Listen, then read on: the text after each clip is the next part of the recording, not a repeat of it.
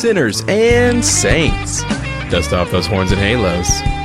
It's time for Alan After Dark. Sinners, saints, bitches, whores, sluts, skanks, pole smokers, ass munchers. Lord have mercy, I gotta tell you what happened this week at the grocery store. You know, so many things happen there, it seems like, that maybe I should change the name of the podcast to Adventures in Grocery Shopping. Boy, would people be surprised when they hear an episode thinking it's about actual grocery shopping when it's really about dick. But I digress. So I start out my routine shopping habit as usual. Nothing seems out of sorts. I'm still getting used to the changes that they made at my grocery store. I was looking for a specific pickle, and I do mean pickle, bitches. Like a dill pickle, bread and butter pickle. You know what I'm talking about. But I was just going to, take my time and go through my regular route and pick up the things that I normally pick up before heading down toward the aisles to find this certain pickle. So I'm going down the bread aisle and picking up my bread. And you know how you circle and almost like do a U-turn into the next aisle? Well, that's what I'm doing, and I know that the next aisle is pickles. So I work my cart around the little U-turn to go into the aisle of pickles, and I stop dead cold. Standing there in front of me, looking me in the eye, is the Mohawk Man. Oh my God. It startled me, it startled him, and I'm standing there gripping my grocery cart, looking right at him, frozen, and he's looking at me. And I finally say, sorry, excuse me, and go around him and get to the pickles. And I was like, why did I act like that? Why was I just frozen for what seemed like a decade when it was about 5 to 10 seconds? It was just a surprise. I think that's the first time we've ever had direct eye-to-eye contact. So anyway, I'm trying to focus on finding this certain brand of pickle, and I keep looking back to watch him stocking and rearranging the shelves right over from me. Oh, gosh, I know there's a joke about a pickle tickle in there somewhere, but fuck off. So I can't find the pickle. I'm going slowly, shelf by shelf, looking for it, kind of glad that I can't find it because he is right there, and I keep looking over at him over and over, still trying to focus on this pickle, to the point where I think he might have become suspicious. What was I trying to do? And then, instead of going all the way to the end of the aisle and doing my little turn to the next aisle, I turn around and go back the same way so that I could go past him. Well, he was standing up at that point, and once again, we locked eyes for a second, and I offered a grin and just kept on going. Oh my God, what an experience that was to have first thing in the morning when I obviously did not look my best. But at least I had on jeans and a shirt. I didn't come in my pajamas or without, well, I don't have false teeth, but you know what I'm getting at. That experience that morning, that woman come in and she was wearing her pajamas, house shoes, and didn't have her false teeth in. I couldn't show my face again if I had looked at the Mohawk Man eye to eye and looked like that. Now, if I had the body of Henry Cavill, I would have just come in Speedos or tight shorts and a tank top and maybe would have him in the palm of my hand. Pun intended.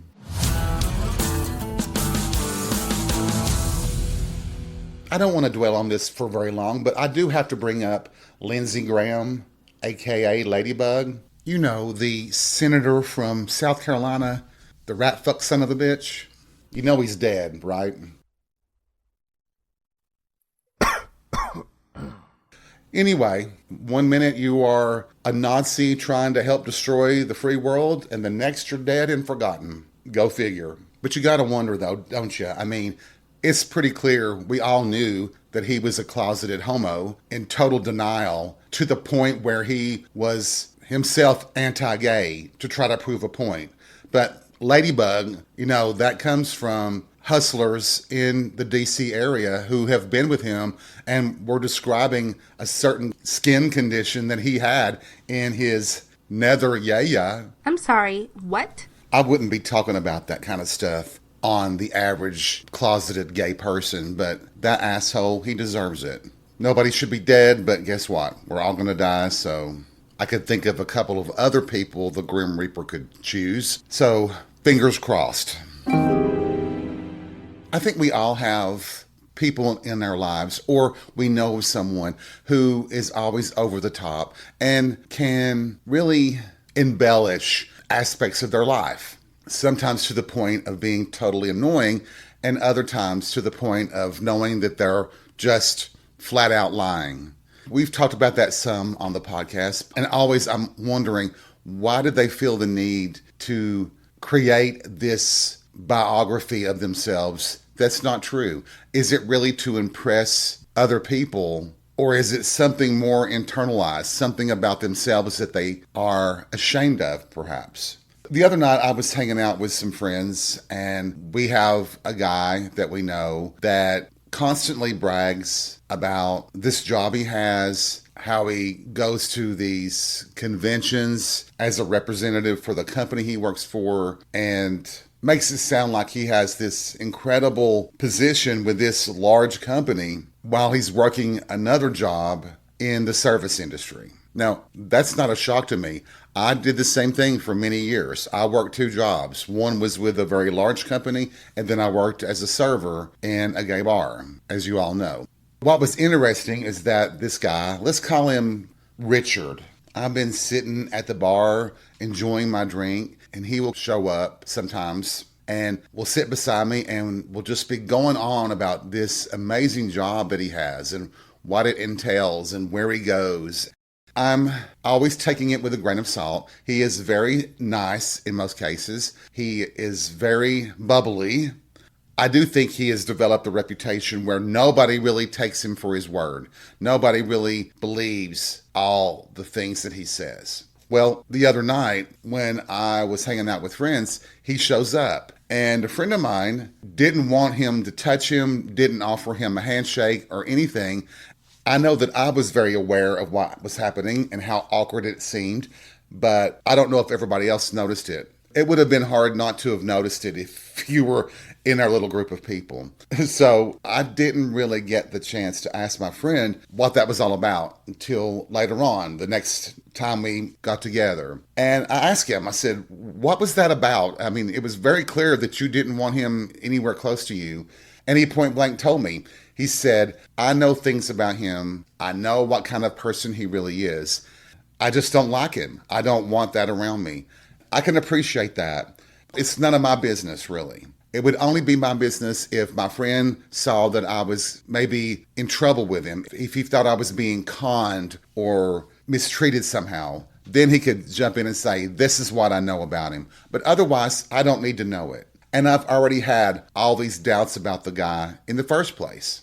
It kind of leads me to think about what we were talking about previously about hustlers and what their legacy could be, and how people, especially one of the guys that I was sort of dating, how some people actually celebrated his death. They were happy that he was dead, and how horrible that is. Do we just count Richard as one of those characters you will meet in a bar every so often and leave it at that? Or is it something we should really be concerned about?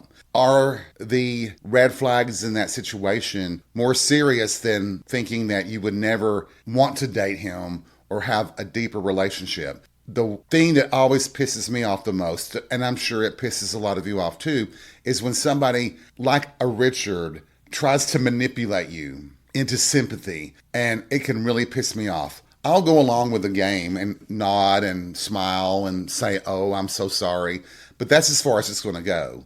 You're not going to get a dime from me, no amount of money. I might buy you a drink to get you out of my face, but what if that kind of personality is something that we should be really wary of? What if that personality is actually dangerous? Granted, in this day and age, you never know who could be a sociopath, a psychopath, a lunatic, if you want to call them that. And if somebody is really good at manipulating people, that is a quality in a person that can be impressive, but it's actually very scary, if you ask me. I am always wary of a person who can spin a yarn about their life that's totally fabricated. But I always just dismiss it as, oh, he's just one of those type of people. And that's as far as it goes. But seeing my friend's reaction to him, it did put this little thought in my head that there's something much more serious about this person. I'm sure you all are like me. You don't like being manipulated in a way that feels like control. What's the term? Passive aggressive. I had a boyfriend one time accuse me of being passive aggressive. He basically was accusing me of always playing the victim.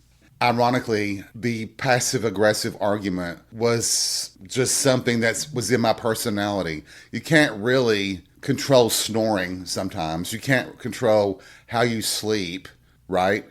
For someone to accuse you of behaving in a way that was manipulation when it was just basically the way you slept.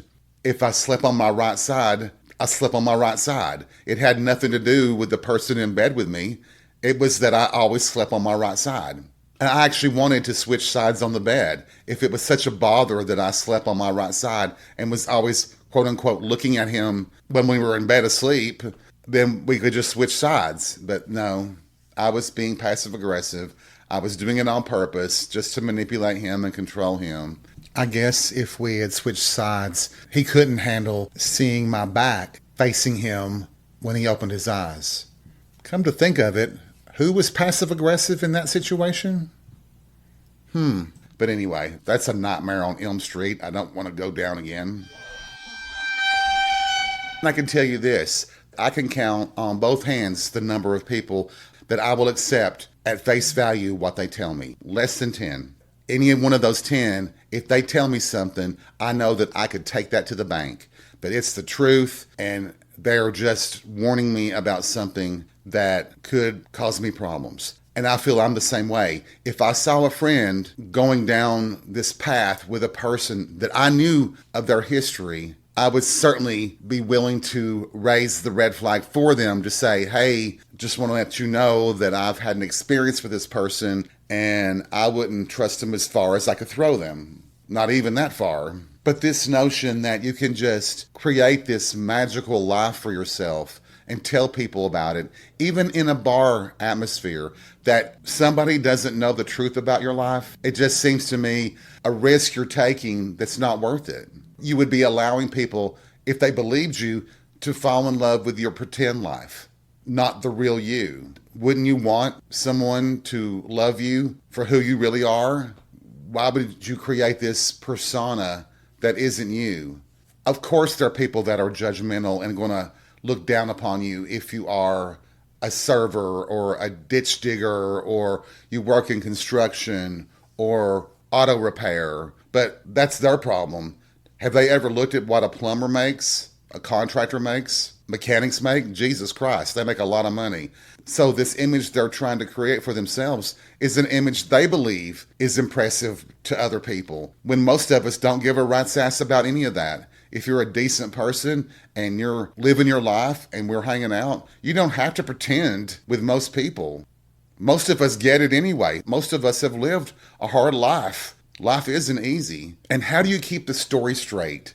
That's the thing that I always have an issue with. You have to be really good at it if you can keep your story straight. So that is an impressive characteristic to have, isn't it? A realtor friend of mine once told me this story about this couple who were looking for a house in a very specific neighborhood.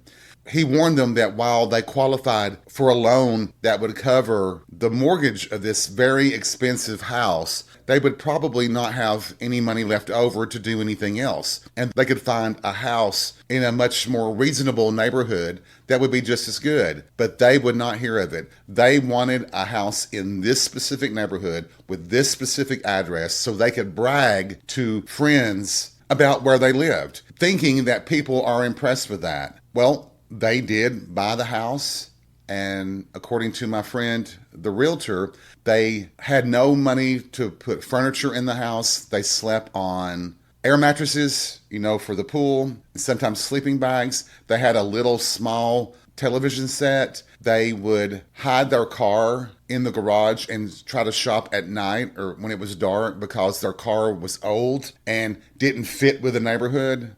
So that was the life they chose to live, thinking that by living at that address in that neighborhood, that was going to impress other people, even though you were killing yourself just to try to stay in the house with nothing in it. You couldn't invite friends over. You'd be embarrassed about it. Literally had no furniture in it. And they hoped that just by having the address that people would be impressed. It really does sound like Hyacinth Bouquet, doesn't it, from Keeping Up Appearances. But my goodness, it's just a horrible notion to think that the most important thing in your life is to impress others. And I also wonder, do they not notice that people don't always seem to be impressed when they're telling them these grand stories of their magical life? It's almost like they're just telling it so they can hear it themselves. You know, they say a lie becomes the truth the more you keep telling it. So at least in the person who's telling it, in their mind, it's the truth, I suppose. And I know some people, when you think about it, you're in a bar atmosphere, people are drinking, and people can become a little bit more boastful about their life or some experience they have. And I'm sure people have fibbed when it comes to their sexual partners sometimes, maybe. Some of them I would like to forget, but that's a different story. Yes. No. It's been my experience, and I know I've talked about this before, that unlike what people believe, that someone who's drunk speaks the truth, I've found that more people tell lies when they're drunk. At least that's my experience with it. You're lying.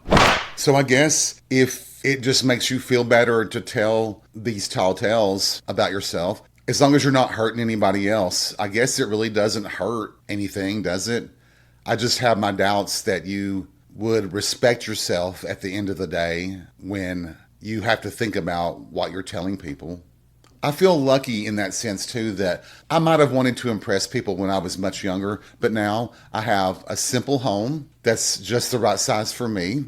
I can afford it and I can take care of myself. That's the most important thing to think about, is that you can take care of yourself. I've had some talks with friends who know people who are single, who, once again, wanted to impress people and bought a house, like 4 bedrooms, 5 baths, and you're a single person. Why would you need a house that size as a single person?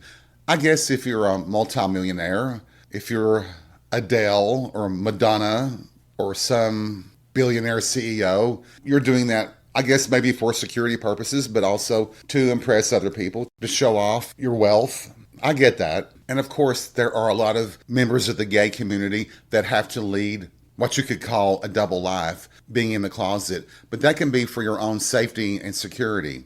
It's not the same as fabricating a falsehood to find what in the closet is. I just live my life. I live it the way I want to, whether I tell somebody or not that I'm gay. And I don't tell everybody that I'm gay. I just live my life. But that doesn't mean that I'm in denial about my life or telling a falsehood or making up some kind of story. I don't even think about it. I don't think about saying things in terms of gay or straight when it comes to my existence in the world. I hope that the people that are in the closet, that are listening, that you understand that. It's your life to live. You live it the way you want to. And sometimes you might have to be in the closet. You don't have to tell everybody. You don't have to have these grand announcements about your sexuality. Now, if you want to, hell yeah, have at it. But I think that we can put so much pressure on ourselves to match the lives of our friends who are so wildly open that it almost can be sad for people who aren't in a good situation with their family or their jobs or whatever the circumstance may be. I don't think people really understand that you could be fired for being gay. No way. That's not possible. There were jobs that I can recall that if you were discovered in a gay bar, they would determine that that was grounds for termination. That fucking sucks, by the way. That's ridiculous. Where you go on your own time has no bearing on the company. At least I don't think so. Do you all think so? No, I'm not going to go to an S&M piss orgy with my company's logo on my shirt. I'm not going to be doing things like that anyway. It just seems like in certain ways we've allowed businesses, companies to control more of our lives than just the 8 hours a day or 10, whatever, that we spend doing our jobs. And of course I understand if I come walking into the office wearing nothing but a leather jock strap and a harness, I've violated the dress code. That would be nudity and everything else. That's not what I'm talking about. You know that. Oh God, that mental image. I'm sure most of you are wanting to throw up right now, aren't you? What I'm getting at is that by not describing your life to someone isn't the same as totally making everything else up. Not telling people you're gay isn't the same thing as declaring to the world that you're straight. Just because you're in the closet doesn't mean that you're living a lie. Just like the people that, like Richard, create this fantasy of a life, it doesn't make it any more true. At the end of the day, it's all just words. That's really something for me to say, isn't it? Since I'm on a podcast about my life as a single gay guy living in the Bible Belt. Fuck it.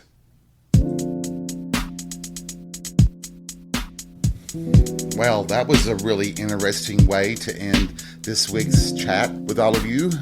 I'm glad you're here. At least I hope you're still here listening. You may have turned me off 15 minutes ago. But for those of you who are still listening, thank you very much. I've had a good time. I've enjoyed it. I'm not so much talking about Ladybug, but that's a different story. But anyway, until next week, take life by the balls and be real. We'll see you soon.